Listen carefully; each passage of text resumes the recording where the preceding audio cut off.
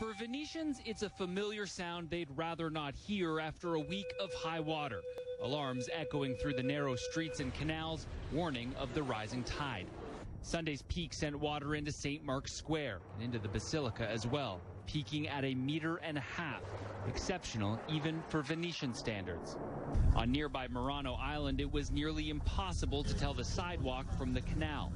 The island is famous for the many workshops that produce artisan pieces of glass that end up on the shelves of Venetian gift shops. Fabiano Amati has been making glass for decades. It didn't stop as water rushed inside his workshop for the second time in a week. He lost 6 of his specialized ovens in the first high tide, but he worries that in the future he may lose much more. We may have to move, he says. If we can't work here, we can't live here. But it's not just the water that's a problem. It's the salt the ocean water leaves behind. Nearby, Romina Regini showed us the brick wall of her home that's turning to chalk. The salt break all the bricks because they are completely melted. For more than 15 years, Venice has been building a mobile hydraulic barrier system to block the catastrophic high tides from flooding the city.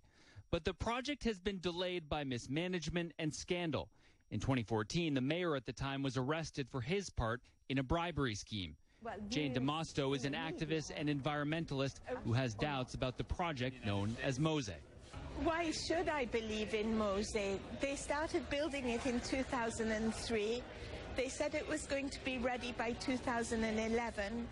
It's now 2019, and nobody really knows if and when they're going to finish it. And so it just makes me think, you know, as a logical person, that if it was ever going to be finished, they'd have done it by now. Venice's current mayor, Luigi Brignaro, is not blind to his city's frustration with the project now expected to be complete by 2021. Everyone intelligent has doubts, he says, but today it's the only chance we have to stop the sea. We have to finish it. He says if they can block the rising tide, it will be a victory for the world and a sigh of relief for Venetians who can only pray they'll be protected.